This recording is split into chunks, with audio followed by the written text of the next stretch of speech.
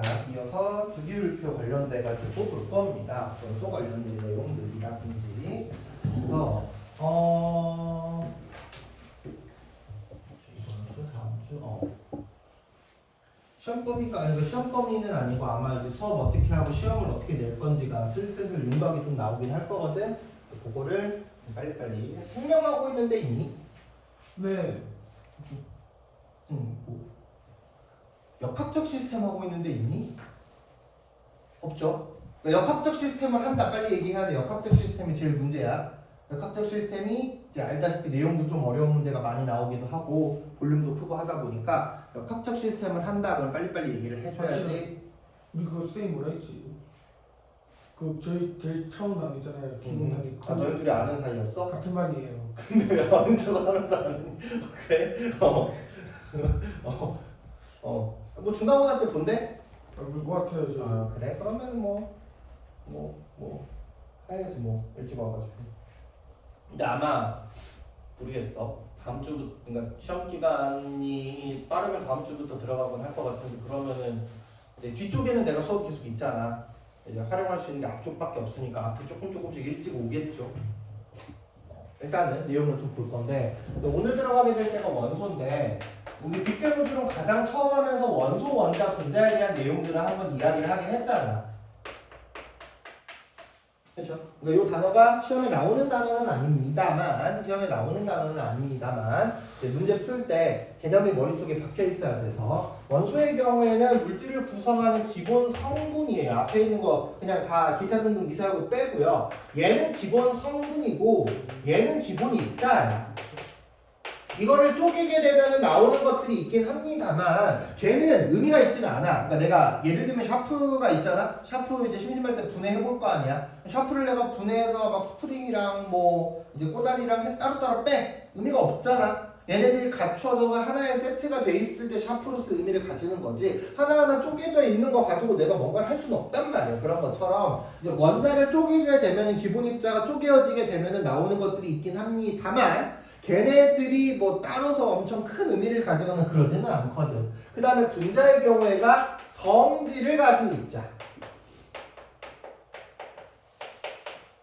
요거를 우리가 이제 분자다라고 얘기를 합니다. 그래서 완자에 보면은 이제 막 첫 번째 보면은 어떤 내용들이 있냐 막 뭐 무슨 원소가 뭐 어디에 쓰이고 막 이런 것들 그거는 내가 따로 언급을 하지 않아도 됩니다. 그렇죠? 그러니까 책에 보면은 나와 있는 게 뭐 무슨 원소 뭐 구리가 막 어디에 쓰이고 이런 것들은 따로 내가 이제 신경을 안 쓸 거예요. 이것들은 너네가 읽어봐도 혼자 알 수 있는 것들이잖아. 그러니까 나는 이제 조금 다른 것들을 얘기를 할 건데 이쪽 원소 파트 그 다음에 이어지는 화학결합 파트까지 해서 계속 좀 이따 지어줄게. 내가 좀 이따 지어줄게. 그 가장 중요하게 생각해야 되는 게 바로 원소 주기율표입니다. 원소 주기율표.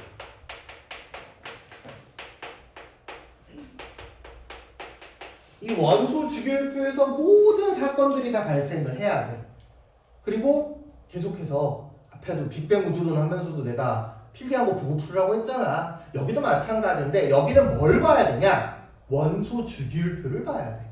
원소 주기율표. 그리고 혹시 이제 너네가 뭐 모르겠어. 아직 뭐 문이과가 통합이 됐다고는 하겠지만 어쨌든 이과 과목이 있고 문과 과목이 있는 건 확실하잖아. 그렇잖아. 그래서 이제 화학을 계속 관심을 가지고 공부를 좀 진행을 하겠다라고 하면은 이제 더더욱 주기율표 관련돼서는 좀 심도 깊게 해놓긴 해야 되거든요. 그러니까 원소 주기율표는 그냥 눈 감으면은 칠판의 원소, 그러니까 머릿속에 원소 주기율표가 떠올라야 되는 상황이야. 그냥 원소들을 아무런 조건도 없이 나열을 하는 게 아니라 그러니까 그렇게 특별하게 나열하는 이유가 있을 거 아니야, 그렇지? 현대의 주기율표에 따르면 현대의 주기율표는 수소, 리튬, 베릴륨, 중소, 탄소, 질소, 산소, 플로린의 네온에 위쪽에 이제 헬륨이 있고요. 그 다음에 나트륨, 마그네슘, 알루미늄, 규소, 인, 황, 염소의 아르곤에 칼륨, 칼슘까지 해서 원자번호 20번까지는 외워야 되는 게 기본값입니다. 지금 내가 언급한 여기에 있는 알파벳 기호랑 한글 이름이랑 그 다음에 순서랑 이거는 매치가 돼야 돼. 알겠죠? 그래서 요거는 매치가 돼야 되는데 모양이 좀 이상하잖아. 수소가 있고 헬륨이 있고요.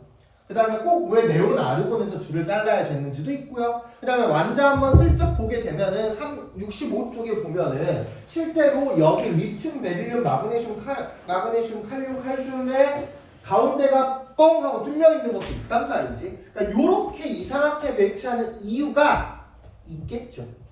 처음에는 이런 느낌으로 배치를 하지 않았는데 이렇게 배치를 하는 데는 분명히 이유가 있을 겁니다. 그러면 도대체 왜 이렇게 배치를 하게 된 건지, 왜 이런 구조가 나오게 됐었는지를 이제 이야기를 해보려고 합니다. 그러니까 여기는 뭐 처음에 수업하면 이쪽에 막 앞쪽에 아리스토텔레스부터 사실 스토리가 떨어지기는 해. 왜냐면 원소 개념을 가장 처음에 제시했던 게 아리스토텔레스의 우리가 중학교 때 배웠던 고대의 4원소설부터 시작이 되기는 하잖아. 그렇긴 하는데 이제 그쪽 부분은 간단하게 그냥 내가 말로만 설명을 하고 칠판에 필기할 건 조금 뒤쪽으로 넘어오긴 할 겁니다. 제일 처음에 들어오는 거는 아리스토텔레스의 4원소설, 만물이 물, 불, 공기로 되어 있고 여기서 중요한 포인트가 서로 변환될 수 있다. 그래서 내가 어떤 적당한 레시피만 알아내면은 금 같은 되게 귀한 원소들을 합성할 수 있다라고 해서 중세 유럽의 연금술이 성행을 한 거야. 이런 연금술에 심취했던 학자들이 보일도 연금술에 조금 깊이 있게 들어갔었던 사람이고, 그러니까 그 사람이 연금술 하다가 보일 법칙 발견한 거거든. 연금술 하다가 보면 집에서 막 이것저것 실험기구 가지고 했을 거 아니야. 뉴턴도 연금술에 조금 빠져 있었다는 기록이 있기는 합니다. 그래서 이런 것들을 통해서 한 몇백 년 동안 해봤는데 아무리 해도 안 돼. 그러니까 처음에 안 되면은 내가 잘못했겠거니 하고 하겠지만 한 200년, 300년 정도 했는데 안 돼. 아무도 했다는 사람이 공식적으로는 없었어. 그러니까 몇 명이 있긴 했거든. 나는 연금술을 발견했다라고 하는데 그 다음부터 소식이 없어져, 그런 사람들이. 그래서 이제 조금씩 신뢰도의 의심을 가다가 이게 끝나게 된 가장 결정적인 계기가 라부아제의 물분해 실험이야. 라부아제라는 사람이 물을 분해했거든요. 그래서 물을 수소와 그 다음에 산소로 지금은 전기 분해를 하는데 그때 당시에는 수소는 따로 기체로 빼냈고 산소는 주철관에 흡착된 상태로 분리가 됩니다. 그래서 수소와 산소를 분리해내는데 이게 단순하게 물을 분해했다 해서 끝나는 게 아니야. 왜냐면은 물을 분해했다는 거는 아리스토텔레스의 원소를 분해하는 거거든. 그럼 물이 원소가 아니라는 뜻이잖아. 그러니까 아리스토텔레스의 신뢰도가 떨어지기 시작을 하지. 그러면서 현대적인 원소의 개념이 이제 다시금 이제 정리가 된 상황이 근대 화학입니다. 그래서 근대까지 와서 화학들이 막 발달하게 되고 우리가 알고 있는 화학은 1800년도에서 1900년도 사이에 쭉쭉쭉쭉쭉 진행이 된 그런 상황이 될 거예요. 그러면은 이제 원소들이 그전에는 물, 불, 공기 4개가 이미 다 밝혀져 있잖아. 그러니까 내가 찾고 자시고 할 건덕지가 없었는데 라부아제가 물이 원소가 아니라고 하면서 30종의 원소를 새로 제시를 했거든. 다른 원소가 있을 수 있으니까 사람들이 여러 가지 원소들을 그때 막 발견을 하기 시작을 합니다. 그러면서 이 원소들 간의 어떤 성질들을 좀 한번 비교를 해보기 시작을 해. 그 원소들 간의 성질을 비교했던 대표적인 학자 2명이 누구냐면은 베베라이너라는 사람이 있고요. 뉴렌즈라는 사람이 있습니다. 베베라이너라는 사람은 제시를 했을 때 베베라이너라는 사람은 세쌍 원소설이라는 거를 제안을 했어요. 베베라이너가 제안을 한 거는 세쌍 원소설이야. 세 개의 쌍이 있는 원소들이 있는데 아무런 규칙성이 없는 원소들을 모은 게 아니라 화학적 성질이 비슷한 원소를 모읍니다.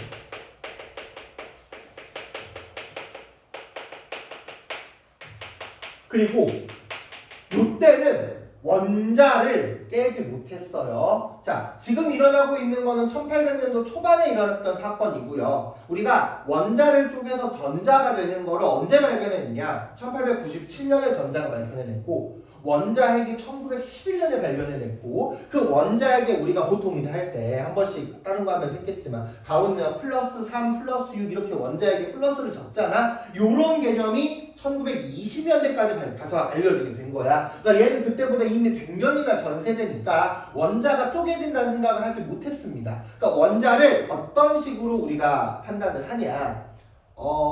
질량으로 판단을 했습니다. 원자의 질량, 원자량으로서 판단을 하게 됐거든요. 그래서 화학적 성질이 비슷한 원소의 원자량을 가지고 규칙성을 봐. 그럼 여기서 이제 원자량이라는 단어가 나오잖아. 이 원자량은 지금 단계에서 이렇게 해석을 하세요. 원자 한 개의 질량이라고 생각을 하시면 됩니다. 그러니까 화원에 가면은 원자량은 1몰의 질량이 원래 정의가 맞긴 하는데 1몰의 질량 하려면 나는 너네한테 막 몰이 어쩌고 이런 거 설명을 해야 되잖아. 그냥 좀 간단하게 보면 원자 한 개의 질량이라고 생각을 하시면 됩니다. 화학적 성질이 비슷한 원소들의 원자량을 비교를 해봤는데 예시를 들면은 여기에 이제 예시가 해당을 하는 게 리튬과 나트륨과 칼륨을 해당할 수 있게 돼. 우리가 현재 원소 주기율표상에서 같은 세로줄에 있는 친구들이거든요. 요거를 나중에는 족이라는 개념으로 하긴 하는데 일단은 리튬과 나트륨과 칼륨이라는 같은 세로줄에 있는 친구들 얘네들의 원자량을 비교를 해봤더니 리튬의 원자량과 칼륨의 원자량을 2로 나눈 게 나트륨의 원자량이 됩니다. 가장 작은 거랑 가장 큰 거의 원자량을 더한 다음에 평균을 냈더니 중간 거 원자량이 되더라라는 거. 그러니까 이거는 멘트로 쓰는 것보다 이제 이렇게 예시를 들어놓는 게 훨씬 더 괜찮겠죠. 그럼 이거 뭐 어쨌다고인 거거든. 그러니까 그냥 발견해냈다고 새로운 사실이네 신기하네. 약간 이렇게 마무리가 됐었어 그때 당시에는. 그 다음에 두 번째 뉴렌즈라는 사람도 옥타브설이라는 걸 제안을 했는데 이 뉴렌즈라는 사람의 옥타브설은요 그때 당시에 발견된 원소들을 원자량 순서로 배열해. 원소들을 원자량의 순서로 배열합니다. 이렇게 원소들을 원자량의 순서대로 배열을 해보니까 이 저게 이제 중요해. 이 화학적 성질이 비슷한 원소, 화학적 성질이 비슷한 원소 한 번 더 문에 똑같이 쓰세요. 얘네들이 8번째마다 등장을 한다는 것을 발견해냅니다. 8번째마다 등장을 한다는 거. 그래서 지금 보면은 자 리튬 있고요. 리튬이랑 나트륨의 화학적 성질이 비슷해. 리튬 있고 하나, 둘, 셋, 넷, 다섯, 여섯, 일곱, 8번째 나트륨이 들어가는 거. 하나, 둘, 셋, 넷, 다섯, 여섯, 일곱, 8번째 칼륨이 들어간다는 거. 마그네슘이랑 칼슘도 마찬가지야. 하나, 둘, 셋, 넷, 다섯, 여섯, 일곱, 8번째 칼슘이 등장을 한다는 거. 그래서 요 데베라이너랑 뉴렌즈라는 사람들이 제안했던 요 그 실험들, 요런 원리들, 법칙들, 그러니까 발견해낸 성질들이 원소 주기율표를 만들 수 있는 기초가 되는 틀을 제안을 하는 거지. 그러니까 왼쪽에서 지금 주기율표 보면서 얘기를 했지만 요게 나중에 가서 세로줄에 해당하게 되는 조개 개념으로 발달하게 되고요. 뉴렌즈의 옥타브설은 가로줄에 해당하는 주기라는 개념으로 발달을 하게 됩니다. 일단 괜찮나요? 요 내용을 칠판에 그러니까 필기를 해주시면 됩니다. 그래서 연습장에다가 필기해주고 따로 내가 필기 노트 만들어 달라고 제안을 했어요. 혹시 오늘 안 들고 왔으면 A4용지를 주긴 할 건데 안 들고 왔니? 패드 있어? 패드 하시면 됩니다. 패드 하시면 되고요. 안 들고 왔으면 주기는 할 건데 하나에다가 좀 차근차근 정리를 해놨으면 좋겠어요.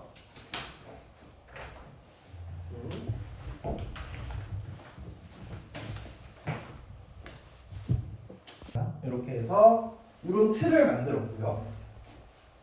아니 그 선생님들 여기는 화학적 성질이 비슷한 원소를 너네가 써달라고 한 건데 나는 쓰기 귀찮은데 너네는 화학적 성질이 비슷한 원소입니다. 끌어다가 넣어주세요. 똑같은 거 화학적 성질이 비슷한 원소들이랑 원자량을 기반해서 이런 것들이 있었다. 내용은 이어서입니다. 이런 거를 가지고서 멘델레예프라는 사람이 주기율표를 만듭니다.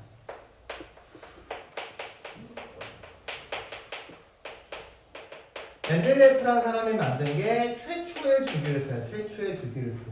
요게 이제 이때 당시에 당연히 최초자가 붙으면은 뭐 완벽하지는 않았겠죠. 당연하게도. 근데 이제 멘델레예프 최초의 주기율표 특징은 원자량 순서입니다. 그럴 수밖에 없었어. 이게 1800년도거든요. 근데 멘델레예프가 죽고 나서 원자 핵이랑 전자가 발견이 됐단 말이야. 그래서 원자량 순서대로 배열을 했는데 원자량 순서대로 배열을 하다 보니까 약간 그러니까 원자량 순서대로 배열을 하는데 이 틀은 유지가 돼. 왜냐면 같은 세로줄에 화학적 성질이 비슷한 원소들을 배열한다는 기조가 있거든요. 되베라는 새쌍 원소설에서. 그래서 요게 이제 가장 중요한 포인트입니다. 근데 요게 이제 어떤 거냐? 이때 당시에 초창기잖아. 그러니까 모든 원소가 지금처럼 많이 발견이 되지는 않은 상황이야. 그래서 이렇게 배열을 하다가 보면은 여기가 예를 들면 이거야. 내가 산소랑 플로린이 있어. 산소랑 플로린이 있고요. 그 다음에 이제 질소가 있단 말이지. 그때 당시 인이 발견이 됐고요. 그 다음 원소가 발견이 됐는데 예를 들면이야. 걔가 인보다는 원자량이 조금 더 커. 근데 산소랑 성질이 비슷한 게 아니라 플루오린이랑 성질이 비슷해. 그럼 배치를 어디다가 해야 되는 거야? 여기다가 배치를 해야 되는 거야. 그럼 이 자리가 뭐야? 일단 비어있어. 그럼 여기에 뭔가 있겠죠. 그쵸?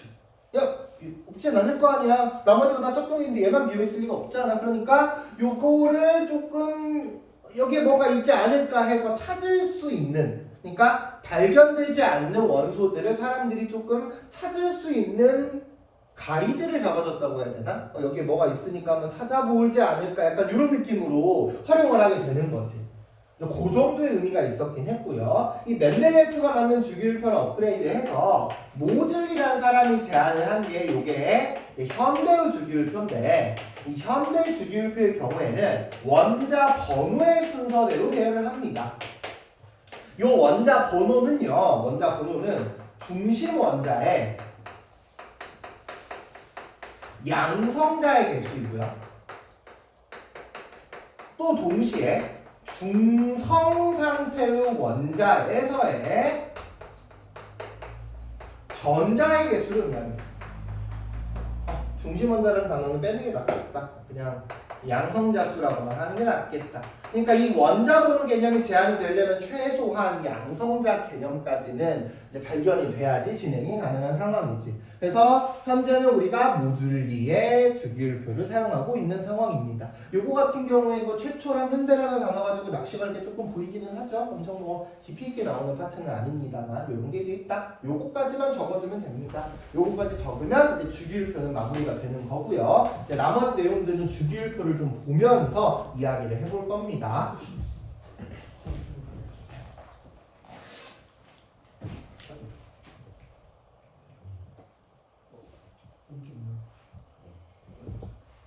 왜? 없어? 볼펜 없니? 아니, 볼펜으로 하시죠. 볼펜으로. 아니면 있는 거 같은데? 아니 불편 있어요. 네? 아니 얘 빌려주려고 필통 만졌어. 야, 얘 빌려주려고 필통 만졌다니까.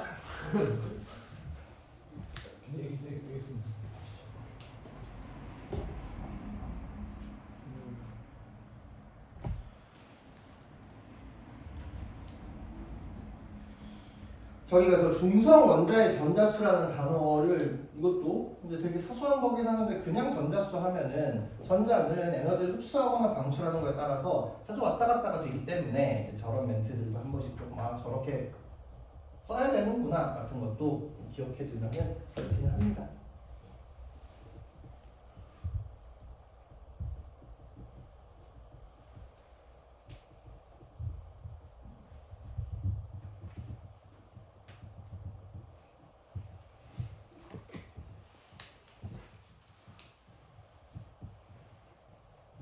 자, 괜찮죠? 여기는 이제 우리 주기율표 책에 있는 거랑 같이 좀 연결해서 보면서 이야기를 할 건데 1번부터 20번까지는 이제 상식으로 외워셔야 합니다. 그리고 지금 너네들한테 제 준 종이 있잖아. 저 종이는 내가 원하는 입맛대로 너네가 원소 주기율표를 이제 그리는 거거든. 그래서 이제 끝나고 나서 이것도 파일을 내가 올려줄 테니까 혹시 패드에 좀 더 깔끔하게 하고 싶다. 그러면은 패드 가지고 하고 너네가 패드에다가 좀 더 깔끔하게 정리된 거를 뽑아도 되기는 합니다. 학원에서는 흑백밖에 안 되니까 뭐 이제 칼라로는 안 뽑히긴 하겠다면서도 어쨌든 뽑으면 뽑아서 너네가 좀 더 깔끔하게 정리를 해도 되기는 합니다. 지금 보면은 이렇게 1번부터 20번까지가 되어 있는 상황이고요. 나는 너네가 칸을 어떻게 활용을 했으면 좋겠냐? 이렇게 칸이 하나가 있잖아. 그치? 그러면 제일 복잡한 친구인 19번을 가지고 예시를 좀 들어볼게. 19번이면은요. 먼저 19번은 K고요. 칼륨입니다. 근데 지금 있는 자리에 보면은 여기에 밑줄이 그어져 있잖아. 요 밑줄은 일단 비워놓으세요.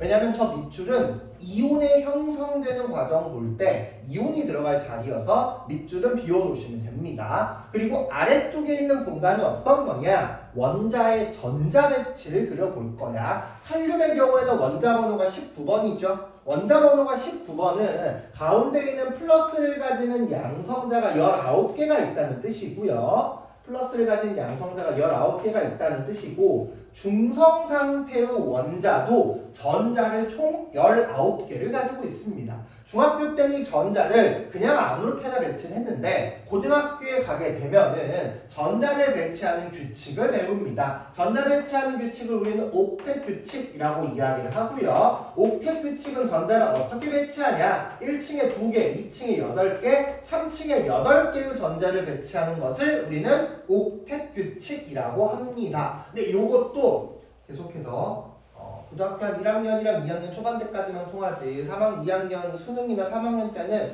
옥텟 규칙 가지고도 얘기가 좀 이것저것 많이 나오긴 합니다만 일단은 1층에 2개, 2층에 8개, 3층에 8개까지 전자가 들어갈 수 있다라고 이해를 하는 겁니다.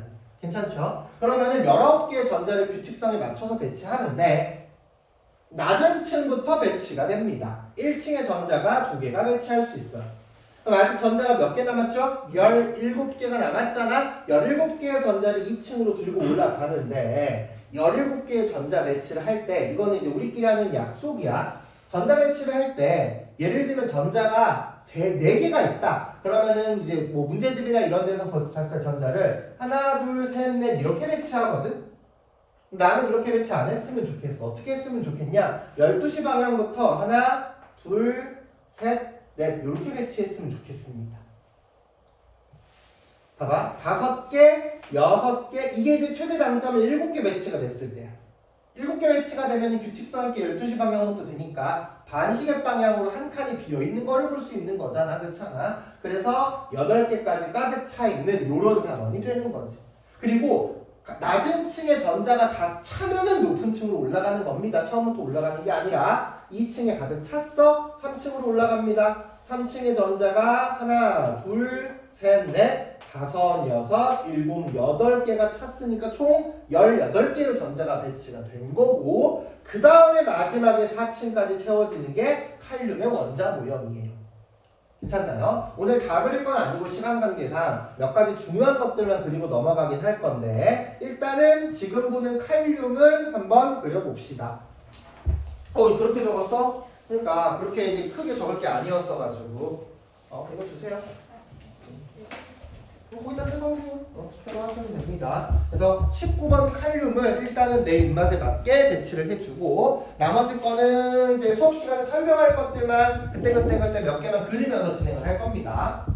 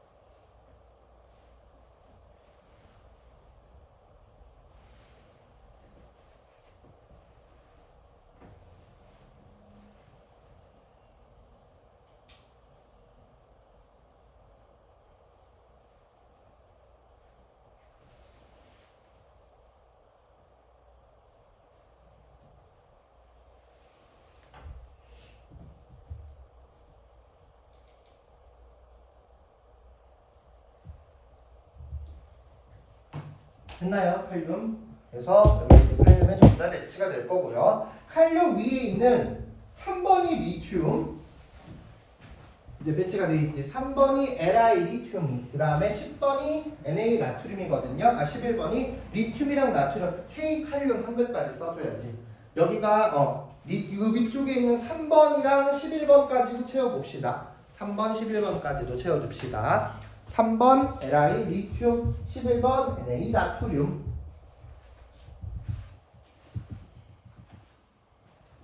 그렇게 아니잖아. 뭐가 다르잖아. 밑줄 쓰지 말라고 했잖아. 그렇잖아. 저 자리에 다른 거 쓸 거라서.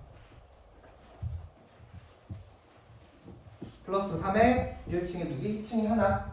플러스 11에 1층에 2개, 2층에 8개, 3층에 하나.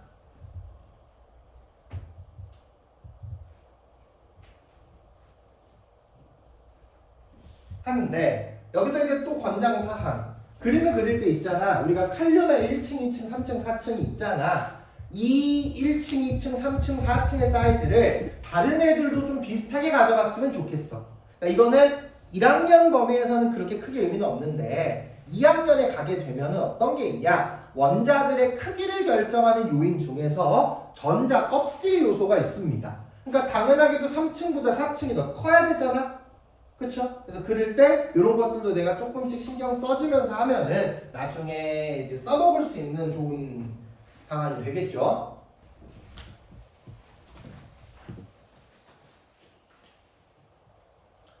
자, 요 친구들, 이렇게 이제 세 개가 같은 세로줄에 있는 친구들을 이제 공통점으로 맞이하게 됐는데, 요 리튬, 나트륨, 칼륨이고요. 그 다음에 이제 연달아서 이제 몇 가지 설명하기 위한 최소한 것들만 할 거니까 3번부터 10번까지 그릴 겁니다. 3번부터 10번까지 그리고 거기에 플러스 17번 이렇게 채워주시죠. 3번에서 10번까지랑 17번까지 채우면은 이제 기본적인 주기나 족에 관한 이야기, 그 다음에 뭐 원자과 관련된 이야기들 할 수 있을 것 같아.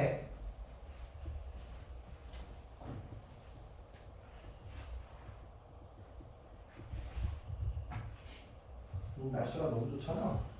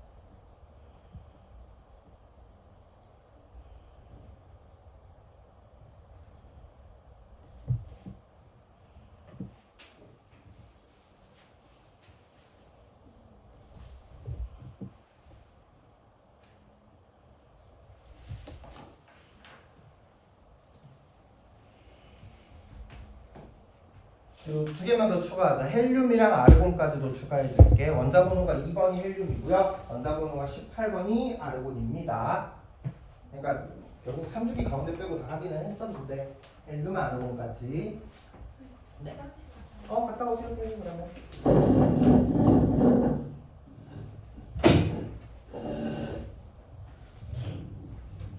비밀번호 보고 가고 휴지 챙겨가고 이렇게 있는 거.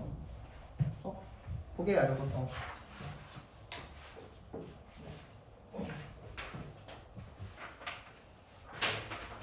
저거 당기면 열리거든? 당겨봐봐. 잘 안 열리긴 하는데 뭐 이렇게 흔들흔들하면서 당겨볼래 문을? 안 되니? 옆에 교실 가볼래?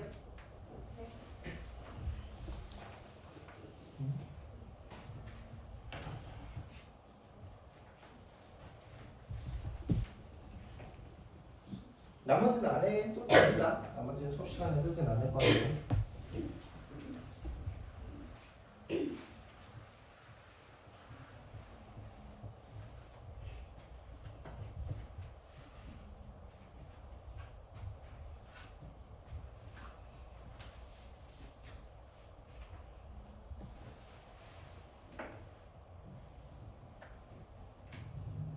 그리고 요게 이제 익숙해지면은 이제 한 번 할 때마다 1, 2, 3, 4, 5, 6, 7, 8 이를 셀 필요가 없거든. 내가 이게 위치에 대한 감각이 있으니 처음에 그릴 때부터 제대로 그려놓으면은 1, 2, 3, 4, 5, 6, 7을 안 세도 돼서 이제 그래서 이렇게 그려달라고 하는 것도 있습니다. 화장실 오는 대로 바로 시작할게요.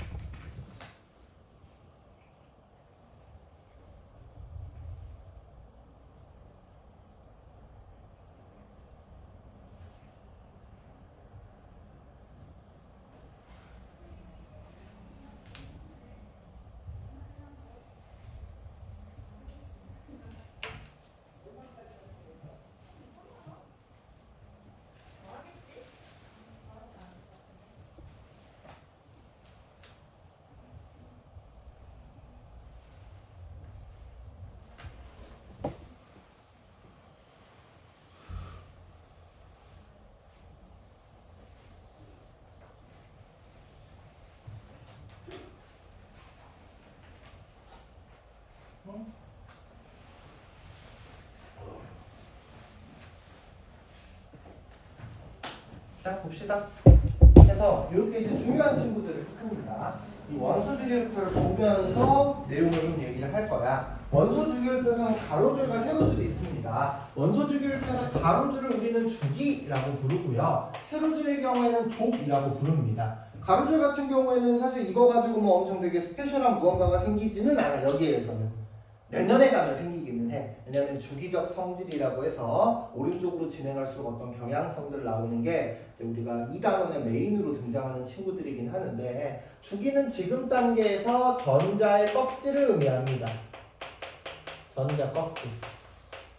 그래서 1층 가운데 첫 번째 줄은 1주기 해서 첫 번째 층만 쓰는 거고, 2층은 2주기. 근데 지금 그러니까 아까 그려놓은 거 보니까 미리 틀을 그려놓는 경우는 그렇게 좋지 않아요. 왜냐면은 방식이 아니 낮은 층에 가득 차니까 높은 층에 올라가는 거거든. 요게 이제 우리가 화학 원에서 사용하는 것 중에서 이런 게 있어. 싸움 원리라고 해서 낮은 에너지 준위부터 전자가 배치가 되는 거야. 그래서 낮은 데부터 차곡차곡 쌓다 보니까 자리가 부족해서 위층으로 올라가는 거지. 그러니까 미리 이렇게 틀을 다 짜놓고 하면은 거기를 따라서 뭔가 한다는 느낌을 받기가 좀 어렵기는 하거든. 그래서 가로줄은 전자 껍질. 세로줄이 의미하는 게 원자과 전자가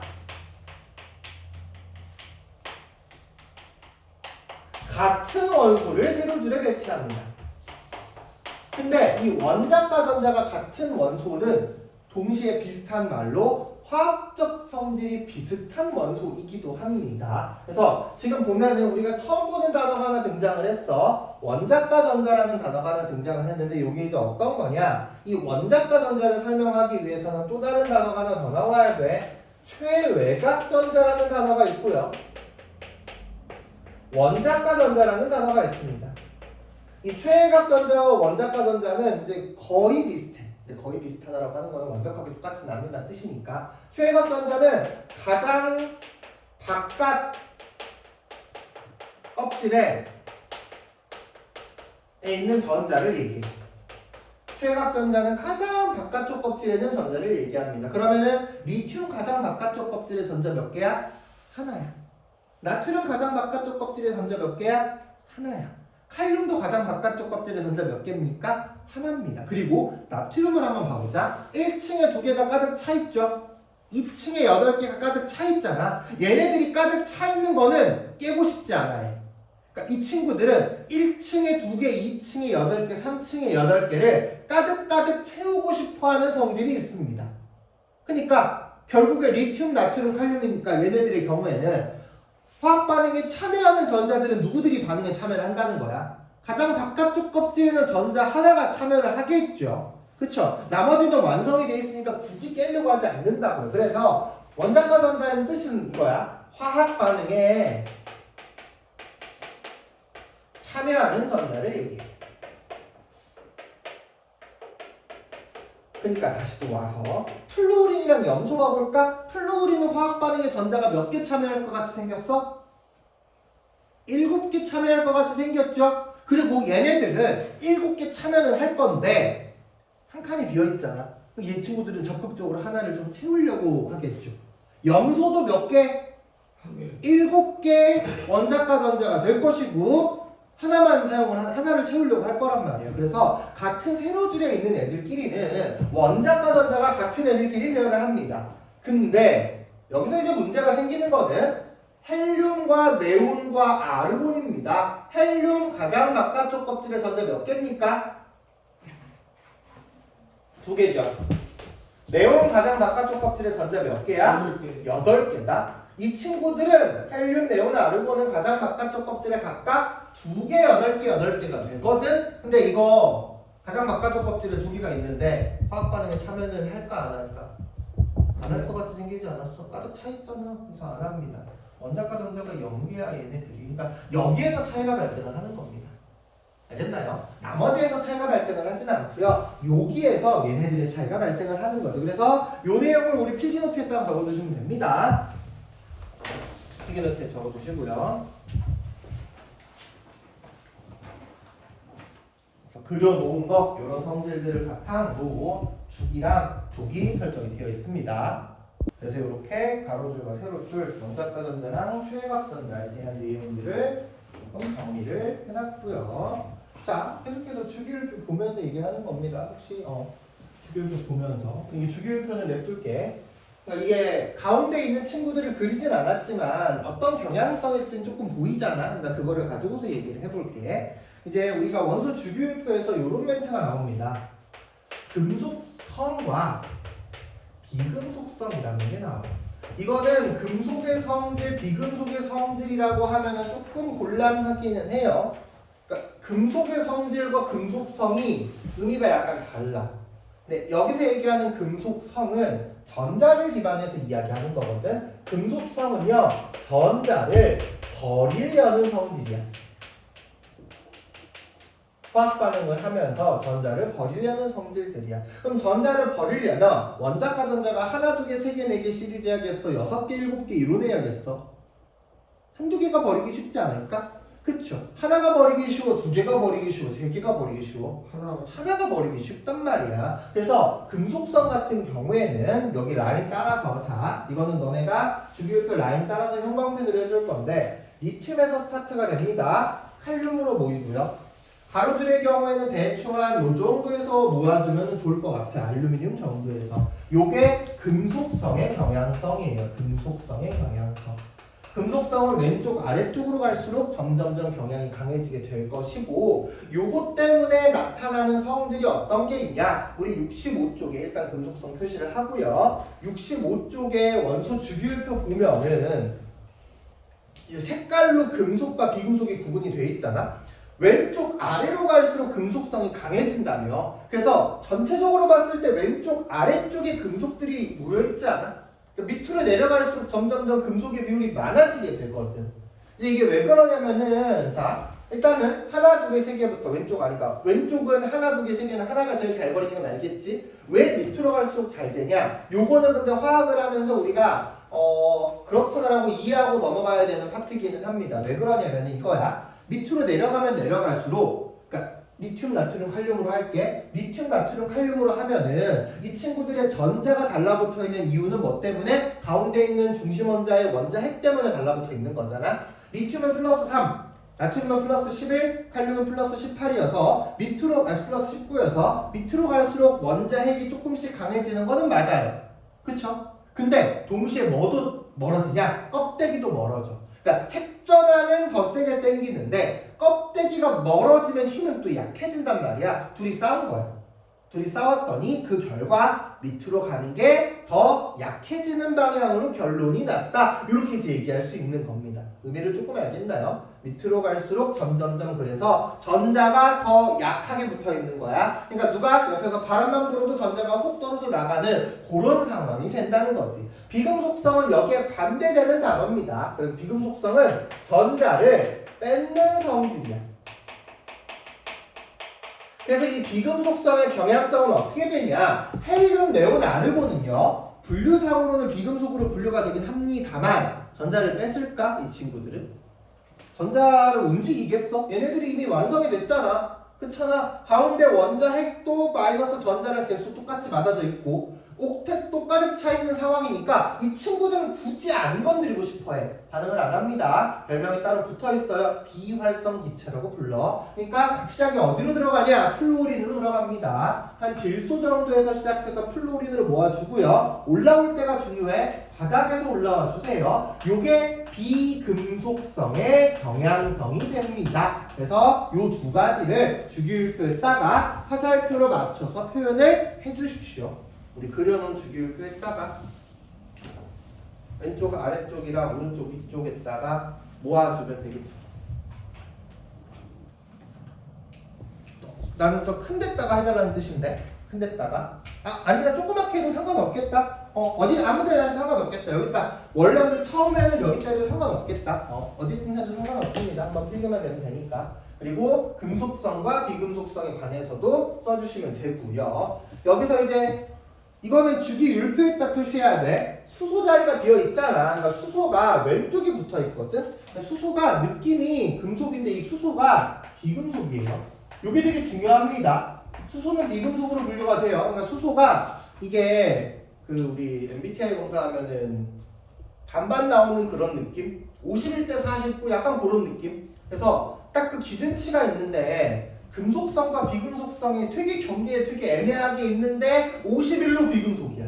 약간 이렇게 받아들이면 됩니다. 그러니까 상황에 따라서 금속처럼 움직일 때가 간혹가다가 좀 있거든요. 그러니까 그런 예외 반응들이 항상 학교 시험에 나오고 학교 시험은 그냥 대충 봤을 때 헷갈리고 그냥 스르르 넘어갈 수 있는 것들이 있지 걔네들을 문제화 시킵니다. 고등학교의 경우에는. 그래서 수소가 비금속이라는 거가 지금 보는 원소의 주기성 단원에서도 되게 중요하고 그 다음 단원에 넘어가는 화학결합 단원에서도 굉장히 중요하게 작동을 하니까 이 두 가지를 신경을 조금 잘 써주면 좋을 것 같아요.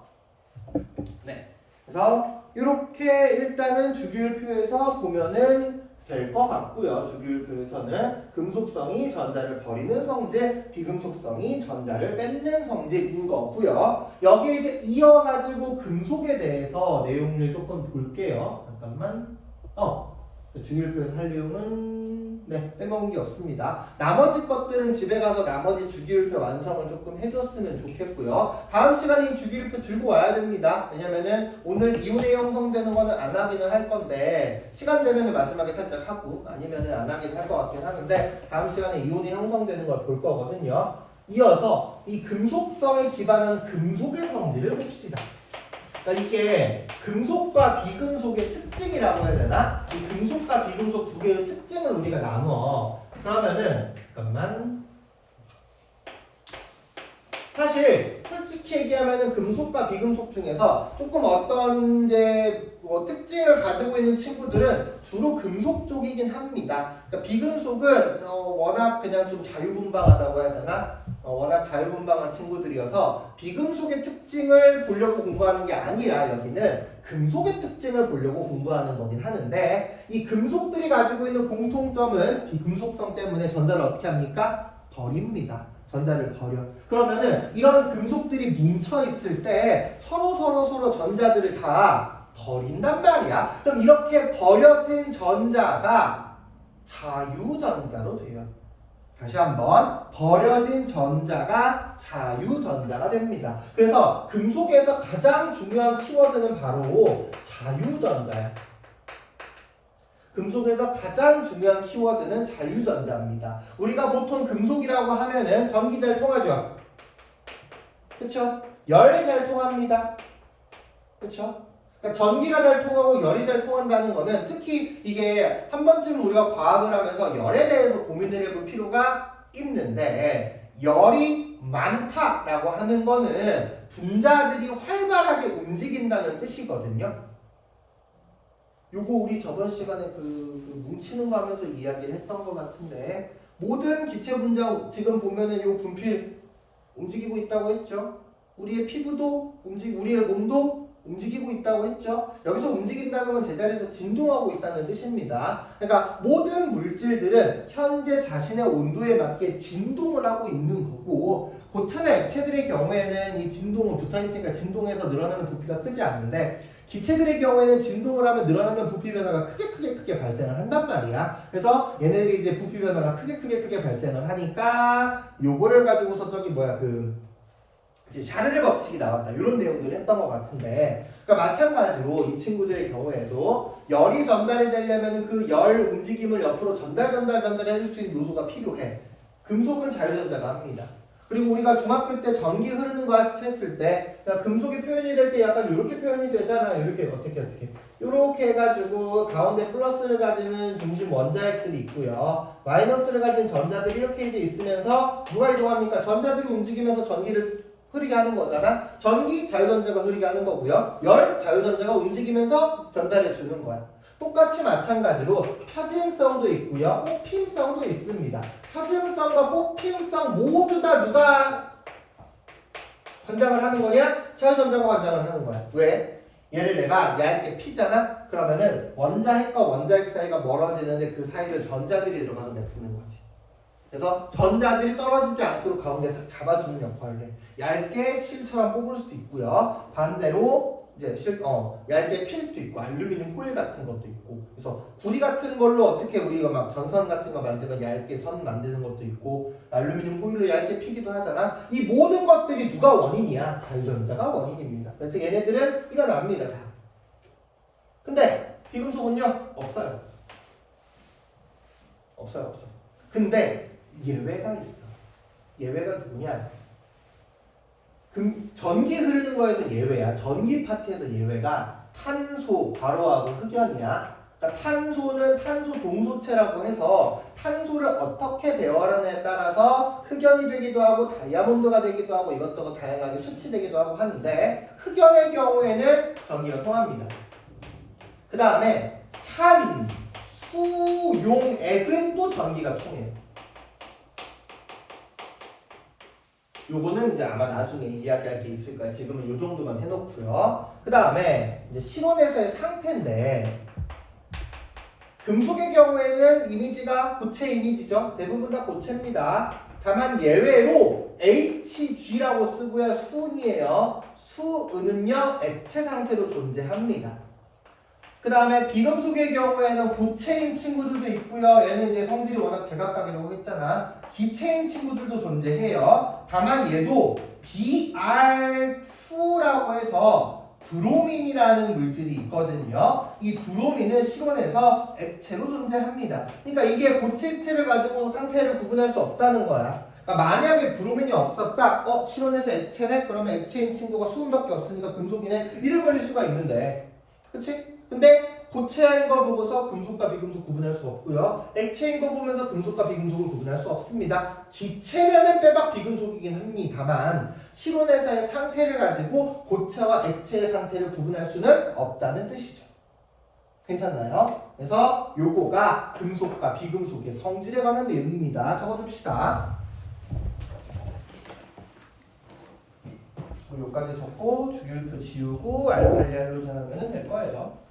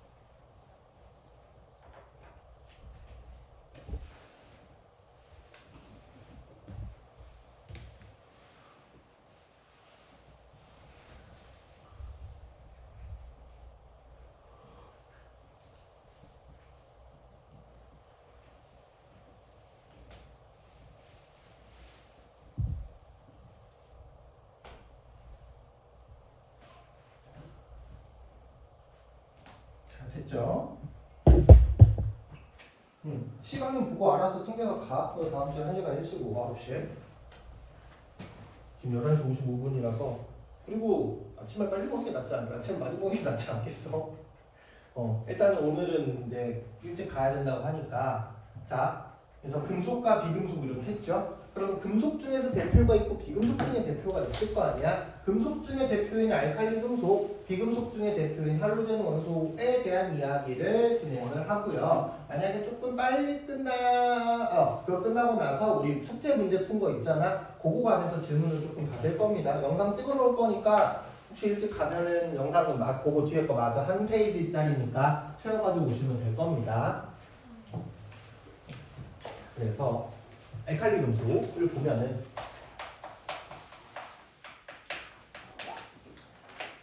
알칼리라는 단어를 어디서 많이 들어보지 않았어?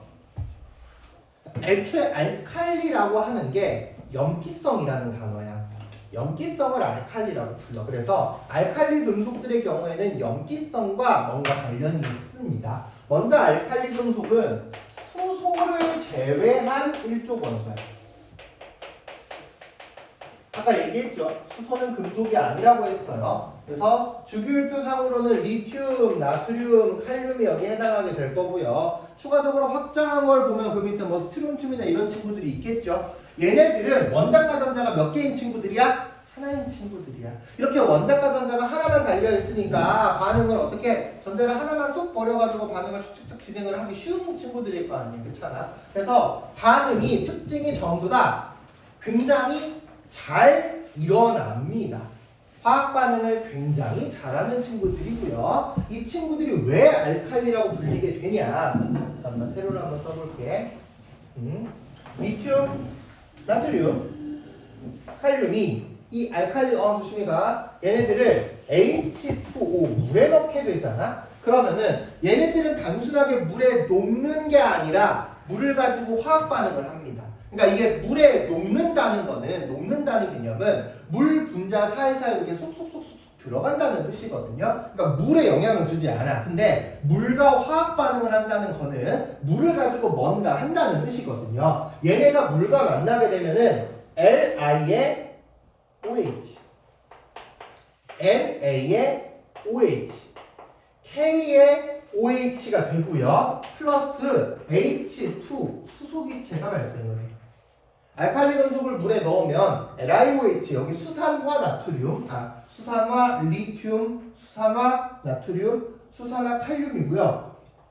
이 친구들이 염기성이야.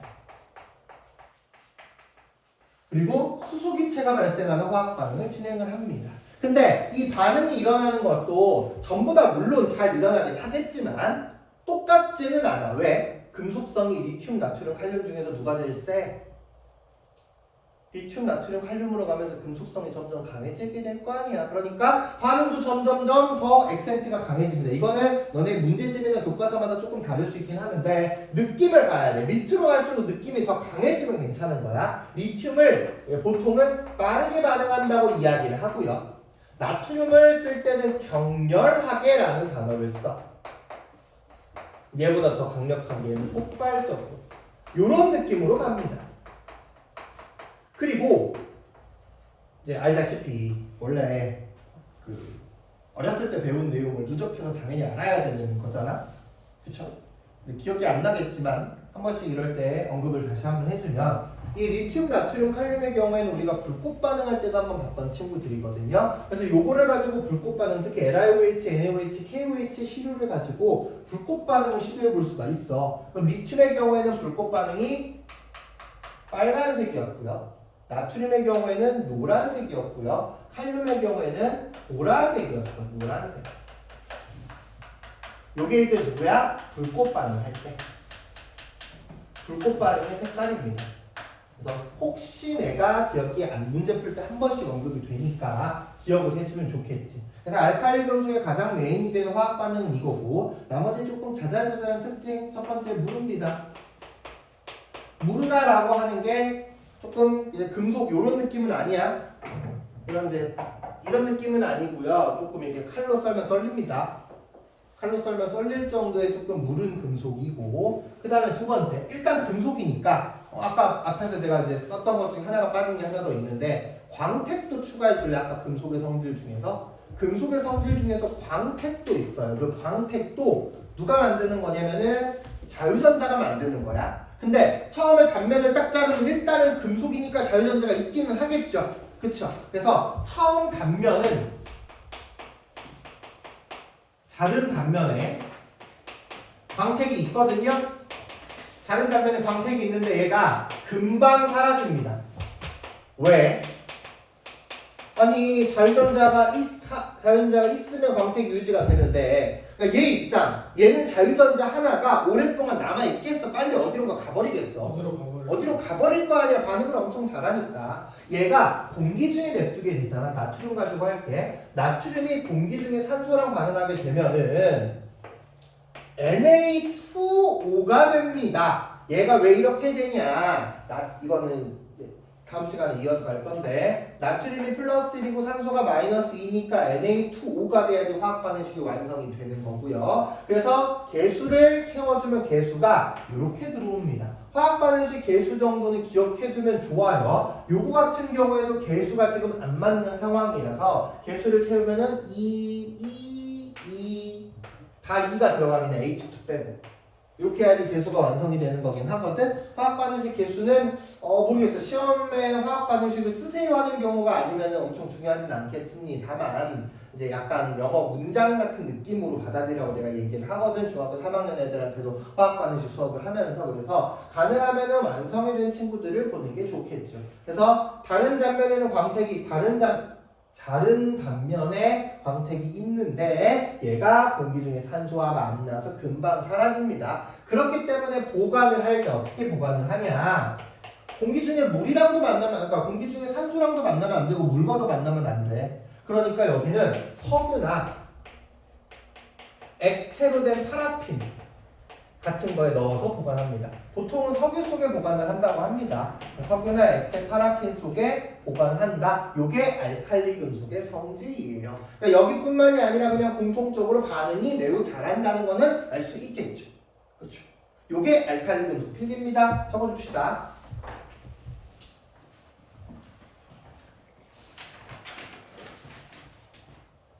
그 다음에 볼 거는 할로젠 원소입니다. 할로젠 원소. 자, 금속의 대표가 알칼리고요. 얘도 반응을 되게 잘하잖아. 근데 이게 또 이게 있다. 아직 우리가 그 화학 관련해가지고 또 금속과 비금속의 특징들이 어떤 거냐면은 이건 다음 시간에 하게 될 내용이야. 금속들이랑 비금속들이랑 금속은 전자를 버리는 애들이고 비금속은 전자를 뺏는 애들이라고 했잖아. 금속은 전자를 그냥 버리면 돼. 그럼 버려진 애들이 알아서 자유전자가 되거든. 비금속은 그러니까 버리는 건 내가 그냥 버리면 되잖아. 뺏는 거는 나 혼자서 뺏을 수 있나요?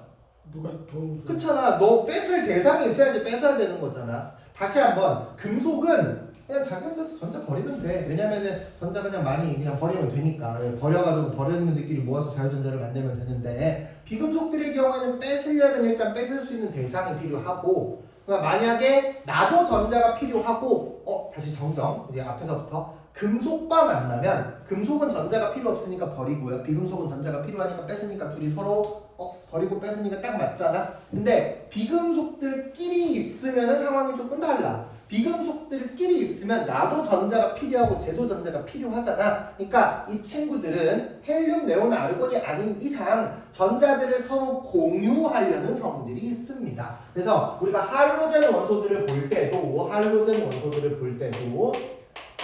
원소는 족으로 따지면은요 17족 원소라고 이야기를 합니다. 그러니까 새로 줄인 족이 첫 번째가 1족, 두 번째가 2족이고요. 붕소랑 알루미늄이 3족이 아니라 13족이 돼버려요. 1, 2, 13, 14, 15, 16. 칼슘 기준으로 가운데가 실제 주기율표를 보면 쫙 벌어지게 되잖아. 그래서 그것 때문에 13족이 되는 건데 할로젠은 17족 원소고 여기에 해당하는 게 F, Cl, Br, I거든요. 근데 이 친구들은요 FCl, BrI가 할로젠 원소인데 실온에서는 F2, Cl2, Br2, I2라고 해서 F2, Cl2, Br2, I2 이런 애들을 원자가 두 개 있다고 해서 이원자 분자라고 이야기를 합니다. 그래서 이원자 분자의 형태로 움직인다. 이렇게 이제 볼 수 있을 것 같아요. 그러면 F2부터 색깔이 나옵니다. 얘가 색깔이 연한 노란색이고요.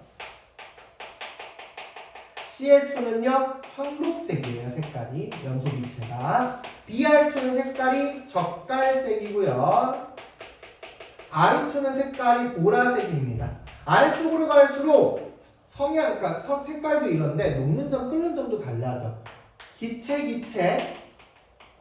아까 브로민 Br2가 액체 상태라고 했죠. 아이오딘의 경우에는 고체입니다. 그래서 모르겠어. 중학교 때 아이오딘을 봤는지 모르겠는데 아이오딘이 대표적인 승화성 물질이거든. 우리 주변에서 승화성 물질이 뭐 나프탈렌 같은 거 요새는 뭐 화장실에서 거의 방향제 이런 애들이 이제 승화성 물질이긴 하는데 요게 색깔이 보라색인데 고체에서 막 기체가 되는 것도 잘 보이다 보니까 실험 같은 거 할 때 종종 쓰이긴 하거든. 그래서 F2, Cl2, Br2, I2 이런 색깔들이 나오게 될 것이고 이 할로젠 원소들도 당연하게도 반응을 잘 하겠죠.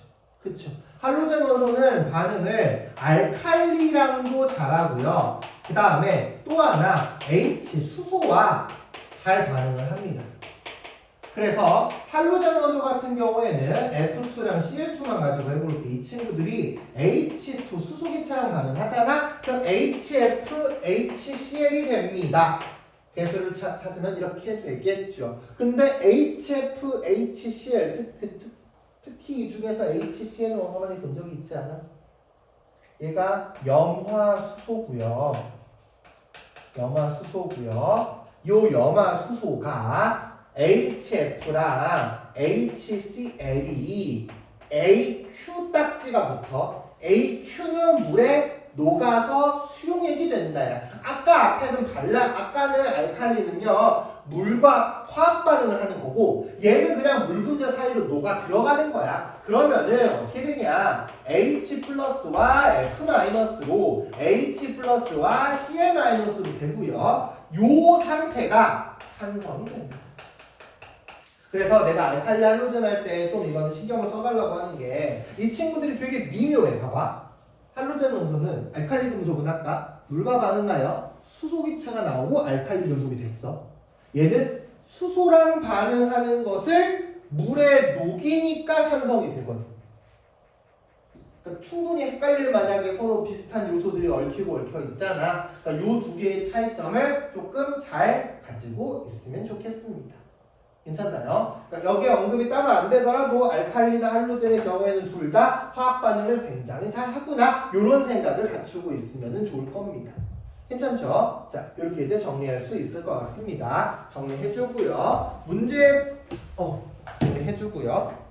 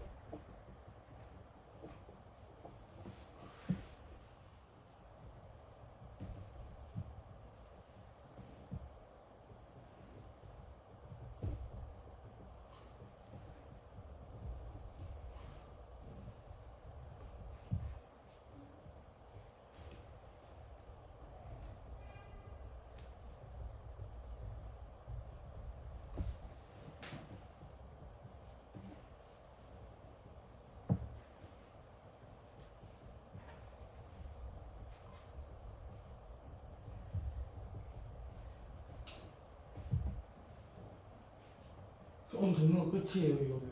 네? 진도는 여기에 이온 영역까지 오늘 하고 가려고 그 숙제한 거를 안 푼 친구들도 있고 하니까 카톡으로 가는 게 나을 것 같아.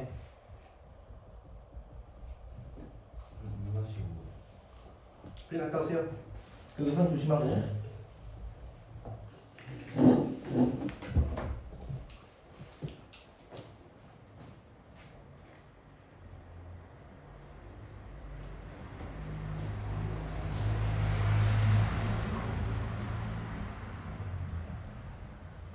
AQ라고 하는 게 물에 녹아있는 수용액이라는 뜻입니다. 수용액을 표현하는 화학 기호야. 내가 만든 건 아니고 약속을 한 거니까 맞춰서 해주면 돼요.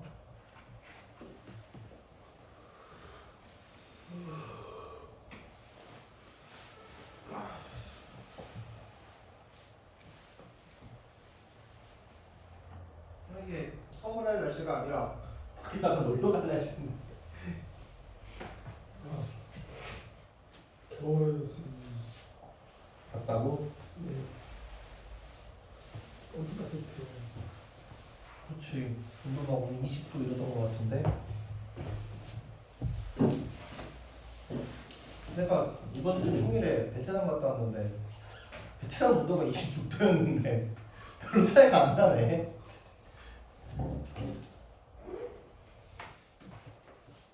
자, 마무리는 원소 주기율표 보면서 합시다. 한 5분 정도 남았으니까 이 원소 주기율표가 또 다른 가치가 있는 게 어떤 거냐면 우리 중학교 2학년 때 이온 배웠던 거 기억납니까? 중학교 네. 2학년 때? 그러니까 그 이온 배울 때 이거 내가 너네한테 그리는 원소 주기율표 중학교 2학년 애들한테부터 설명을 하고 있거든. 왜냐면은 이온 같은 거 할 때 그냥 막 외우잖아. Na 플러스, K 플러스 이런 식으로 이제 이온이 되는 걸 외우는 건데 요 이온이 원소 주기율표에서 규칙성을 찾을 수가 있게 돼. 나트륨 한번 봐볼게. 그리고 지금부터는 빨간 펜 드는 겁니다. 빨간색 펜으로 모든 것은 다 빨간색 펜으로 진행을 할 겁니다. 나트륨을 보면은 나트륨 같은 경우에는 1층에 2개 가득 차 있고 2층에 전자 가득 차 있죠. 3층에 전자가 몇 개? 하나 있잖아. 이거 하나 어떻게 할까? 버려요. 버립니다. 3층에 있는 전자 하나를 X표 쳐버리세요. 버립니다. 하나만 딱 버리지 않을까? 네. 빨간색으로 하는 거야. 빨간색으로 계속해서 그래서 다른 색깔 펜 안 들고 빨간색으로만 계속 3층에 전자 하나 버려버립니다. 그러면 가운데는 플러스 얼마인데? 11인데 전자는 10개밖에 없네. 그래서 NA의 플러스가 되는 겁니다. 양용과 플러스 양전자랑 차이가 보입니까? 그러니까 이 밑줄 친 자리가 있었잖아. 여기 자리에다가 빨간색으로 NA의 플러스라고 적어주는 거야. 이 자리에다가. 의도를 조금 알겠니? 어떻게 해야 되는지? 네. 그 위에 있는 리튬도 어떨까? 하나를 지우면 되겠지. 그럼 가운데가 플러스 3인데 마이너스가 몇 개니까? 하나님. 두 개밖에 없으니까 다 해서 플러스 1이 되는 거고 얘가 그러면 Li 플러스. 제일 마지막에 있는 칼륨도 플러스가 19인데 전자 하나를 버리니까 마이너스가 18개가 되어서 얘도 K의 플러스가 되는 상황인 거죠. 그렇지 않겠어? 마그네슘 한번 빨리 그려볼래? 혹시 까만색으로 마그네슘 그려진 사람들은 그냥 보고 있으면 되고요. 마그네슘 베릴륨이 이온이 되긴 합니다만 12번이 마그네슘이지 이온이 되긴 합니다만 막 엄청 이온이 잘 되는 느낌은 아니야. 그 상황에 따라서 이온이 안 될 때도 있어서 어정쩡한 거는 빼는 게 나을 것 같아서 확실한 건 마그네슘 가지고 해볼게. 그래서 마그네슘의 전자 배치를 쓱 보고 있자면 1층에 2개 차 있고 2층에 8개 차 있고 3층에 2개 있잖아. 얘는 어떨까? 2개를 버립니다. 2개를 버려. 그쵸? 그러면 가운데는 플러스 12인데 전자는 10개밖에 없어. 마이너스 12니까 여기는 쓸 때 Mg2 플러스가 되는 거지. 그쵸? 그럼 아직 안 그린 친구들은 상상할 수가 있어. 그 밑에 칼슘도 가장 바깥쪽 껍질에 원자과 전자가 몇 개일 거야? 2개일 거잖아. 몇 개 버릴까? 2개 버릴 거야. 그쵸? 그럼 칼슘도 상상만 집에 가서 완성하세요. 플러스는 20인데 마이너스가 18이니까 얘도 CA2 플러스가 되는 거지. 같은 세로줄에 있는 애들끼리 이온이 됐을 때 똑같이 되는 게 보입니까? 네. 그치? CA2 플러스만 적어놓고요. 알루미늄은 이제 안 그린 친구들은 상상만 몇 개? 1층에 2개, 2층에 8개, 3층에 하나, 둘, 3개가 있잖아. 얘는 몇 개 버릴까? 3개 버립니다. 3개를 버려요. 그럼 플러스는 13에 마이너스가 12 되니까 A의 3 플러스라고 할 수 있는 거겠죠. 그래서 쓸 때, 이온을 쓸 때는 이온을 쓰고 3 플러스 이렇게 이제 보는 거야. 플루오린은 어떨까? 얘는 7개를 버리겠어? 하나를 채우겠어? 하나를 채우고 있어요. 하나를 채우는 게 낫지 않을까? 비어있는 자리에 전자 하나 채워주는 겁니다. 빨간색으로 해기소. 그러면은 가운데는 플러스 9에 마이너스가 10이 되면서 F 마이너스가 되는 거겠지. 그 밑에가 염소잖아. 염소도 하나를 채우면서 얼마겠어? Cl 마이너스. 마이너스가 되는 거겠지. 할로젠 원소가 17쪽 원소라고 되어 있잖아. FCl이고요. 그 Cl 밑에 쪽에 있는 친구가 Br이고 Br 밑에 쪽에 있는 애가 I야. 그럼 얘네도 이온이 되면 어떻게 될까? Br 마이너스 I 마이너스가 되지 않을까? 같은 세로줄에 있는 애들끼리 원자과 전자가 똑같은 애들이니까 어차피 형성이 될 때 경향성이 똑같이 될 수밖에 없다는 거거든. 활용하는 의도를 조금 알겠나요? 네. 그래서 주기율표에 내 위 아래 누가 있는지가 되게 중요해. 옆에 있는 거는 뭐 물론 알면 좋지만 위아래가 누가 있는지 중요하고요. 산소 한번 봐볼까? 산소는요 플러스 8인데 몇 칸 비어있죠? 2칸 비어있죠? 그쵸? 2칸 비어있어요. 그럼 전자를 몇 개를 채워? 2개를 채웁니다. 그럼 플러스 8 마이너스 12 되면서 5, 2 마이너스라고 할 수 있겠지. 그 밑에도 S2 마이너스라고 할 수 있을 겁니다. 맞나요? S2 마이너스예요. 여기서 탄소, 규소, 인, 황은요, 아니 인, 그 다음에 질소는 잘 안 됩니다. 그러니까 인이랑 질소랑 인 같은 경우에는 뭐 강제로 하겠다면 세 개를 집어넣어서 3-로 하려면 할 수 있거든. 근데 그렇게 잘 되는 느낌은 아니야. 3-로 되는 게 그렇게 잘 되는 느낌은 아니라서 그냥 그대로 둘 거고요. 그 다음에 탄소랑 규소는 어떻습니까? 원자과 전자가 몇 개야 하필? 4개잖아. 그럼 4개를 뺄 거야, 4개를 버릴 거야. 똑같지 않아? 안 합니다. 그래서 특히 SI 규소가 영어로 플레임이 실리콘이거든. 너는 실리콘이 뭔데? 어디에 쓰이는데? 그거 말고. 그 채우는 있잖아요. 실리콘. 실리콘?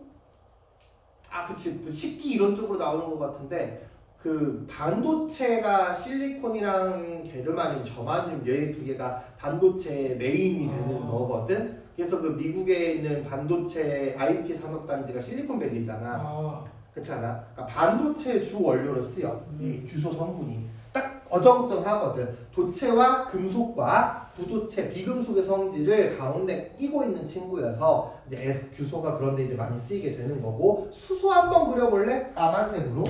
수소 같은 경우에는 플러스 1이고요. 1층에 전자가 하나만 있는 상황이잖아. 그쵸? 수소도 여기에 따르면 그러니까 이게 그게 있어. 화학을 하다가 보면은 좀 예외로 자꾸 지멋대로 튀어나가는 애들이 있거든. 근데 이게 어쩔 수 없어. 왜냐면 이 화학 법칙이 먼저 생기고 원소나 원자들이 생긴 게 아니라 원소나 원자들을 해석하기 위해서 얘네들이 도대체 왜 이렇게 됐을까를 보는 과정에서 화학 법칙들이 나오게 된 거잖아. 그러니까 이렇게 된 거라서 수소 같은 경우에도 앞에 있는 거 탄소나 규소의 논리대로라면은 아니 전자 하나를 채우나 버리나 똑같으니까 안 될 것 같잖아. 얘 전자 버립니다. 그럼 아무것도 없는 거 아니에요? 그럼 플러스 1이 되고요. 그리고 끝이야. 전자가 없어. 수소 원자핵 양성자 그 자체가 된다고. H 플러스가 됩니다. 전자를 버렸지. 하지만 비금속이야. 전자를 버렸잖아. 하지만 비금속이야. 그러니까 이게 전자를 버리긴 하는데 전자를 얻을 때도 있긴 하거든. 그러니까 이거를 설명하는 건 이거야. 설명하는 거는 이제 껍데기가 작으니까 전자들을 모으는 것보다 버리는 게 더 편해서 버린다. 이렇게 이제 설명은 하기는 하는데 뭐 그냥 약간 끝에 변명하는 약간 그런 느낌이기는 해서 그냥 전자를 그러니까 얘가 좀 특이하다만 알고 있으면 됩니다. 그리고 지금 내가 언급하지 않은 친구들 있죠. 자, 언급했던 게 H 플러스, Li 플러스, Na 플러스, K 플러스, 일종인 애들 플러스. 그 다음에 베릴륨은 안 했습니다. 일부러 되기는 해요. BE 플러스가 되긴 합니다만 일부러 안 했어. 그러니까 비워놓으세요. 애매해서 그래. 마그네슘 2 플러스가 되고 칼슘도 2 플러스 됐죠. 알루미늄 3 플러스 됐고요. 그 다음에 쭉 넘어가서 F 마이너스, Cl 마이너스, O, E 마이너스, S, E 마이너스 정도가 내가 알아야 되는 친구들인 거야. 그래서 주기율표의 위치 가지고서 예상을 할 수 있고요. 나머지 것들도 마찬가지야. 원소 주기율표 보면서 위아래로 같은 세로줄에 있어? 그러면은 똑같겠네? 이런 생각을 할 수 있는 거겠죠. 이런 거를 잘 활용을 하면은 좋습니다. 그래서 오늘 지금 숙제 검사를 못하게 됐잖아. 자, 문제 완자에 있는 지금 우리가 앞쪽에 완자 빅뱅이랑 원소 주기율 빅뱅이랑 저기 어디야 별의 진화까지 완자 끝까지 풀어오는 게 숙제였거든요. 그 완자 끝까지 풀어져 있는 사람은 빨리 사진 찍어서 보내고요. 안 풀어진 사람은 오늘까지 풀어야 돼, 얘들아. 오늘까지 풀어서 채점해서 틀린 거 체크해서 나한테 보내주세요.